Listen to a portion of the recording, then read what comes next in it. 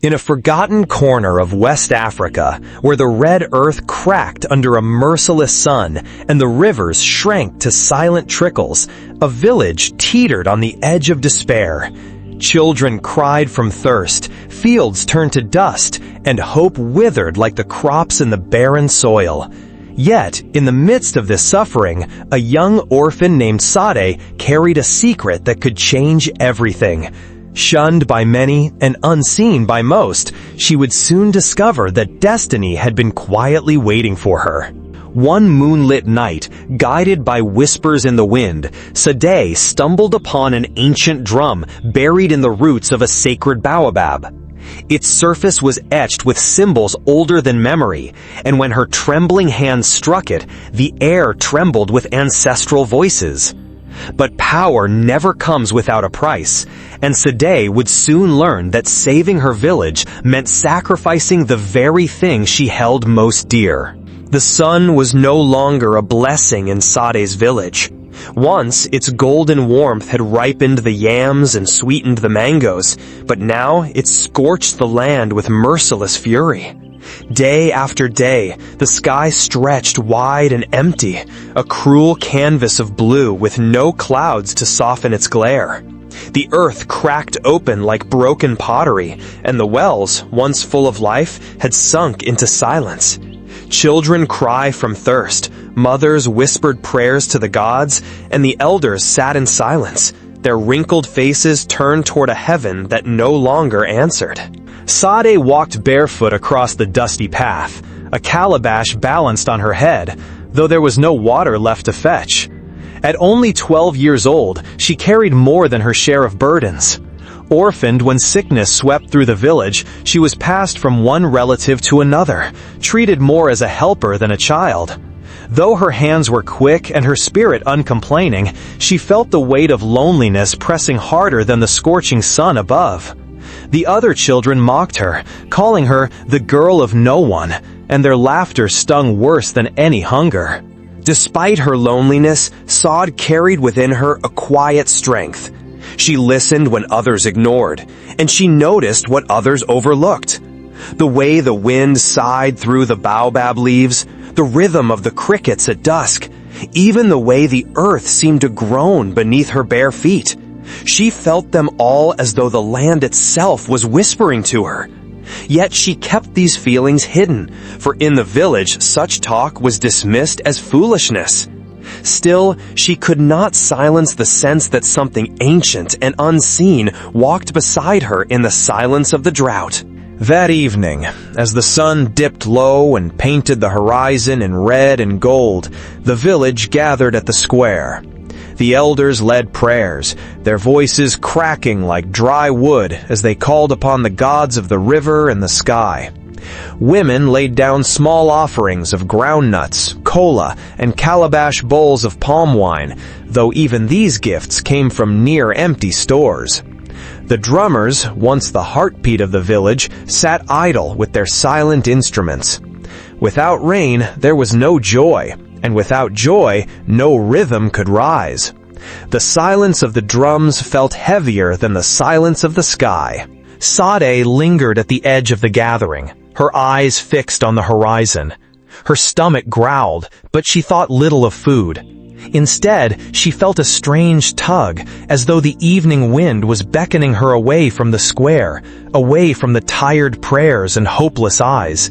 It brushed against her skin, soft yet insistent, whispering in a tongue she could not understand, but somehow felt she had always known. She shivered, though the air was still warm, and hugged herself tightly. When the gathering ended, the villagers dispersed in heavy silence. Sade should have returned to the hut where she slept on a mat by the doorway, but the pull of the wind grew stronger. Her feet carried her down a narrow path lined with thorny bushes and toward the shadow of the ancient baobab at the village's edge. The tree stood like a giant sentinel, its roots clawing deep into the earth, its branches stretching wide like open arms. The elders often warned children not to wander there at night, for it was said the spirits kept their watch beneath its shade. But Sade felt no fear, only curiosity and a quiet certainty that something awaited her. As she stepped beneath the baobab's vast shadow, the wind stilled. The air grew thick, as though holding its breath. At the base of the tree, hidden beneath layers of fallen leaves and tangled roots, her eyes caught a glimmer, the faint curve of carved wood, half buried yet alive with presence. Kneeling, she brushed away the dirt, and her hands touched smooth, dark wood etched with patterns that seemed to move beneath her fingers. It was a drum, ancient and silent, yet humming with a heartbeat she could almost hear. Sade's breath caught in her throat. She knew, without knowing why, that this drum was waiting for her. And as the moon rose, spilling silver light upon the carvings, the whispers began again, clearer now, rising from the hollow of the drum itself. They spoke not with words, but with rhythm, calling to her, beckoning her closer. For the first time in her lonely life, Sade felt chosen. What she did not know was that the drum's call was no gift without price, and its rhythm would soon demand of her more than she ever thought she had to give. The drum lay heavy in Sade's lap, though she had not yet lifted it. Its wood was dark, polished by time, and its surface bore carvings of spirals, suns, and figures with eyes that seemed alive. She traced the markings with trembling fingers, and the whispers swelled inside her ears, like a song sung from deep within the earth. Her heart pounded, uncertain if she should run or stay, but her hands did not release the instrument. Instead, they clung to it as though the drum had been waiting centuries for her touch. The moon climbed higher, casting pale light upon the baobab roots. Sade swallowed, her throat dry, and lifted her hand. At first, she hesitated. What if the elders had been right? What if the spirits here were dangerous? Yet something inside her, something braver than her fear, urged her on. With one sharp breath, she struck the drum with the flat of her palm. The sound that rang out was unlike anything she had heard before. It was not the hollow thump of an ordinary drum, but a deep... The night shivered. Leaves rustled though no wind stirred, and then they appeared, pale, flickering forms stepping out from the shadows of the baobab. Their shapes wavered like smoke, yet their faces were unmistakably human. Some were old, their eyes wrinkled with memory. Others were young, strong, and proud. They stood in a circle around Sade, glowing softly with light that seemed borrowed from the moon. Her breath caught as she realized what they were. These were no ordinary shadows. They were the ancestors of her people. One of the spirits, a tall man with broad shoulders and eyes like burning coals, stepped forward. His voice was low and steady, like thunder rolling in the distance. "Child," he said, "you have awakened what has slept for generations. This drum carries the voices of the ancestors, and only one chosen may call us forth." His gaze softened, though his presence was powerful. "The land suffers because the bond between your people and the rain spirit has been broken. Long ago..." Sade clutched the drum tighter, her small body trembling. "Can it be mended?" she asked, her voice barely more than a whisper. The circle of spirits swayed like tall grass in the wind, and another figure stepped forward, a woman whose face reminded Sade of her late mother. Her voice was gentle yet sorrowful. "It can, but the path is not without pain. The drum can summon the rain spirit, but each strike draws not from wood or skin." Fear and wonder battled in Sade's chest. She thought of the thirsty children, of the mothers with hollow eyes, of the withering fields that once promised harvests. She thought of the cruel names the other children called her, of the loneliness she carried like a second skin. If she had no family, no place, perhaps this drum was her purpose. Yet the weight of sacrifice pressed down on her, heavy and real. What could she give when she already felt she had so little? The spirits watched her in silence, waiting. Finally, the tall man lifted his hand and pointed to the village beyond the baobab. The drought is not yet at its worst. The people still breathe, though their hope is dying. You will be called to act, and when that moment comes, you must decide how much you are willing to lose for them. His figure began to fade, as did the others, their forms dissolving into mist.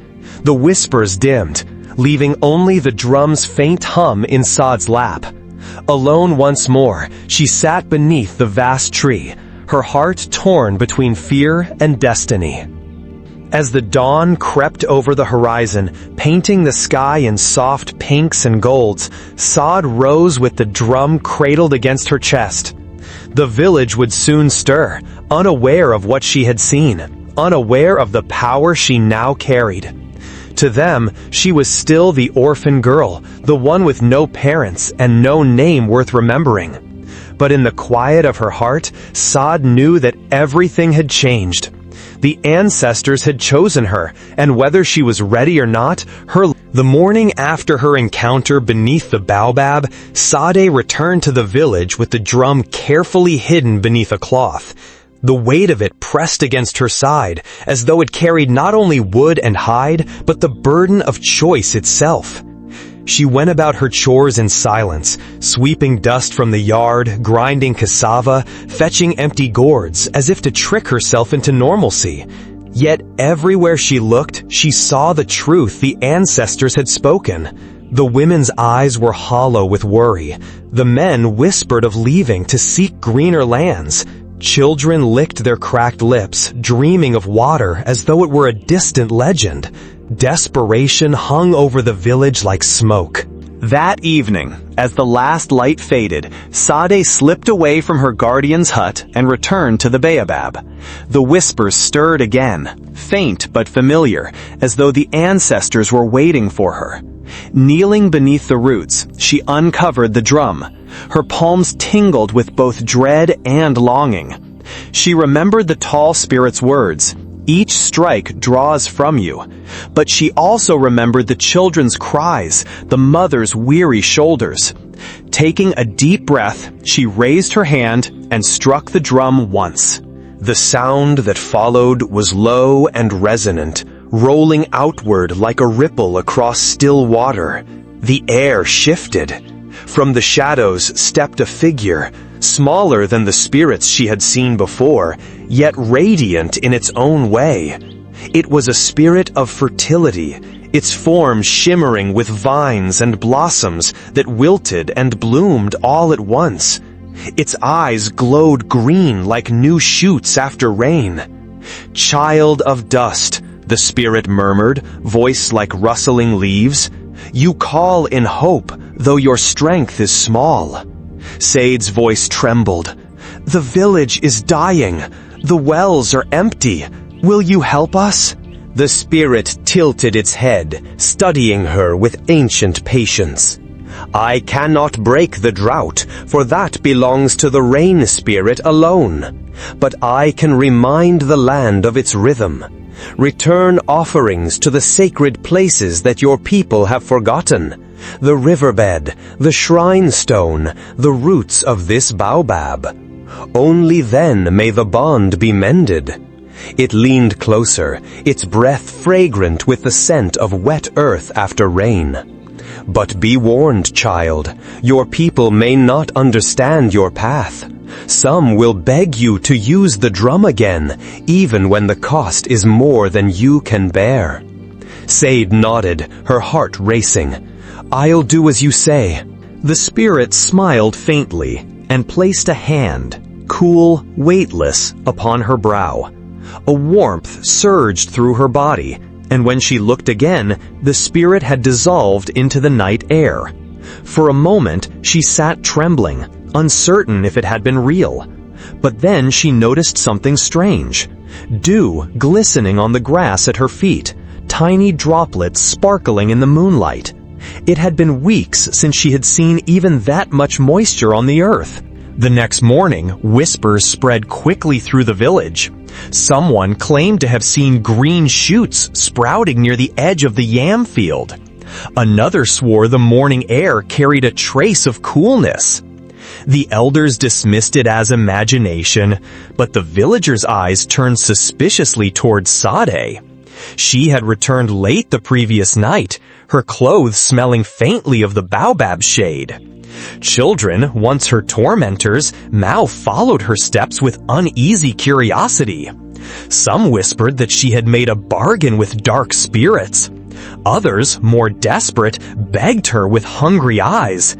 "Do it again, Sade! Call the rain!" Fear curled in her stomach, but so too did a strange pride. For the first time, the villagers saw her as something more than an orphan. Yet she also felt the hidden cost.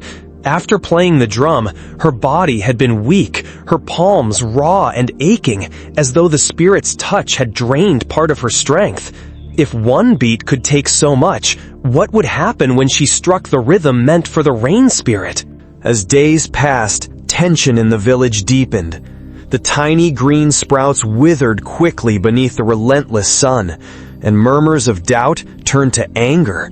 The elders demanded answers, pressing Sade to explain what she had done. She lowered her eyes, clutching the secret close, unwilling to reveal the drum too soon. But deep inside, she knew the truth. The fertility spirit's gift had been only a whisper of relief. The drought still ruled, cruel and unbroken. The time was coming when the rain spirit would have to be summoned, and when it did, the sacrifice would be far greater than aching palms. The sun had grown harsher, as if it took pleasure in watching the village wither. Days bled into weeks, and the land groaned under the weight of thirst. The green shoots that had briefly lifted hope shriveled into dust, and the villagers' whispers turned sharp with anger. Sade could feel their eyes on her wherever she went, eyes that no longer mocked, but demanded. She had become a figure of both fear and desperate faith. A child they barely tolerated yesterday, now burdened with the weight of their survival. Her heart pounded whenever she heard them mutter, "She has power. Why does she not use it?" One evening, the elders summoned her to the square. The old men, their faces cracked like dried earth, stared at her with a mixture of suspicion and need. "Child," one of them croaked, "the people say you carry the ear of the spirits. If it is true, then call for rain. Do not watch us starve." Their words, though cloaked in authority, trembled with fear. For the first time in her life, Sade saw the elders, the pillars of the village, bend beneath something greater than themselves. She wanted to protest, to tell them she was only a girl, but deep inside she knew they were right. She had been chosen. That night, she carried the drum to the baobab once more. The tree loomed above her like a guardian, its roots sprawling like ancient arms. Her hands shook as she placed the drum before her, the carvings glinting in the moonlight. She struck it once, and the circle of ancestors rose around her, their voices blending like wind through dry grass. The tall man with fire in his eyes stepped forward again. "Child of the village, the time has come. Only the rain spirit can break the drought. But to summon it, you must be willing to give more than you have ever given. The rain spirit does not answer without a price." Sade swallowed hard, her throat aching with dryness. What will it take?" her voice quivered. The woman who reminded her of her mother drifted close, her ghostly hand brushing Sade's cheek. "The rain spirit does not take lightly. It will ask for what is most precious to you, your voice, your memories, even your place among the living. To save your people, you must be ready to lose yourself." Her heart thudded painfully. She thought of her voice, the songs she sang softly at night to soothe her loneliness. She thought of her memories, the fading faces of her parents, the only warmth she carried. And she thought of life itself, the small joys she had yet to know, laughter, friendship, perhaps even love. The price was not a shadow, but a blade hovering above her. Was she strong enough to pay it? Before she could decide, the wind shifted. A deep rumble rolled across the sky, though no clouds gathered. The ground trembled beneath her, and the air grew heavy, thick with a presence older than the ancestors themselves. The circle of spirits bowed low, their voices rising in reverence. From the heart of the shadows stepped a colossal figure cloaked in swirling mist, its eyes like storm clouds, and its body shimmering with rain that never fell. The rain spirit had come, its power filling the night like thunder held at bay. "Child," the rain spirit's voice boomed, shaking the air. "You have dared to call me. The land is thirsty, and the people cry, but rain is no gift freely given. To open the sky, you must pay the sky's price. What will you give, orphan of dust?" Its gaze pierced her, stripping away her smallness, her fears, until only her heart remained bare before it. Sade clutched the drum, her chest tight. She thought of the village, of children's lips cracked with thirst, of mothers whose milk had run dry, of fields that once promised abundance but now crumbled to dust. They were all she had, the only family left to her. Slowly, with tears burning her eyes, she whispered, "If it will save them, take what you must." Her voice broke, but her resolve did not. The rain spirit lifted its great arms, and thunder rolled in response. Lightning flared across the horizon, and for a moment the sky seemed ready to burst. But before the rain could fall, the spirit leaned closer, its breath cool against her skin. "So be it," it said, its voice both promise and warning. "But know this, when the rain comes, the girl you are will be no more." And with that, it raised its hand toward the heavens. The night roared with thunder, though no storm yet broke. Sade knelt at the foot of the baobab, her hands clutching the drum as the rain spirit towered over her. Its form swirled with mist and shadow, its eyes deep pools of stormlight. The ancestors bowed in silence, their flickering forms trembling in reverence. The spirit's voice rolled like distant thunder.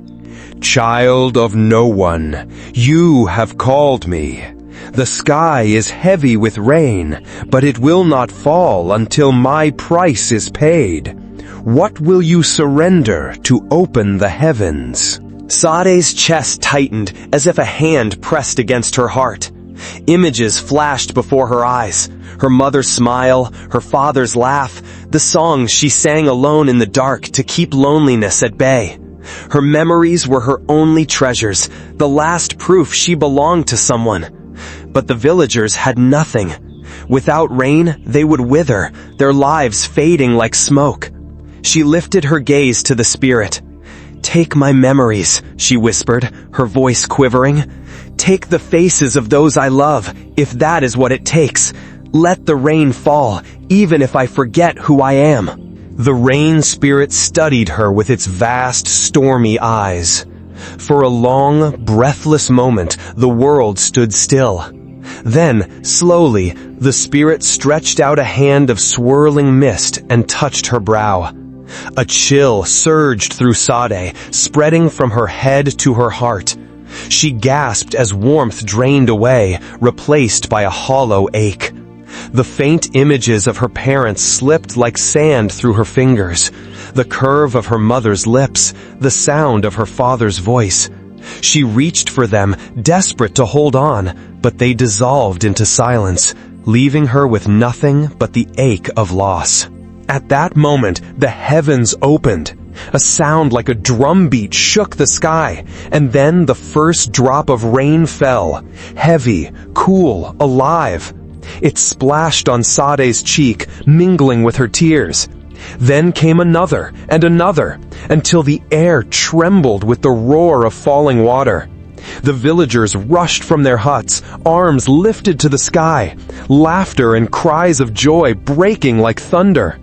Children danced barefoot in the mud, mothers wept with relief, men sang songs of gratitude. The land drank deeply, its thirst quenched at last. The drought, cruel and unrelenting, was broken. But while the village rejoiced, Sade sat beneath the baobab, hollow-eyed and still. The rain soaked her hair, plastered her clothes to her skin, but she did not smile. She could no longer recall the faces of her parents, nor the warmth of their embrace. She had given her most precious treasure to save the people, and though they were alive, she felt as though part of her had died. She was no longer the orphan who clung to memory. She was something else, someone forged by sacrifice. The villagers, soaked and jubilant, gathered around her. For the first time, they did not see an orphan, nor a burden, nor a shadow at the edge of their lives. They saw their savior, the child who had called the rain. The elders bowed low before her, voices trembling with gratitude. "You are no longer the girl of no one," they said. "You are Sade, the heart of our people." Their words warmed her, though they could not fill the hollow place inside her chest. She nodded, silent, letting the rain wash over her. When the storm passed and the skies cleared, the villagers built a small shrine at the foot of the baobab. They placed offerings of yam, kola nuts, and palm wine, not only for the rain spirit, but for the girl who had given everything. Sade visited the shrine often, sitting quietly beside the drum she dared not strike again. The ancestors whispered faintly, voices she barely understood, reminding her she was never truly alone. And though she could no longer remember the faces she had lost, she carried within her the knowledge that her sacrifice had given her people life. Somewhere in the rhythm of the rain, she felt her parents' love, not in memory, but in the pulse of the land itself. Sade's journey reminds us that true courage is not found in strength alone, but in sacrifice for those we love. Just as she gave her most precious gift to save her people, we too are called to rise when the world around us falters. The heartbeat of the drum still echoes, carrying a timeless message, that even the smallest, most overlooked soul can shape destiny. If Sade's tale touched your heart, share it with others. Keep her memory alive, and let her spirit inspire you to face your own storms with bravery and selfless love.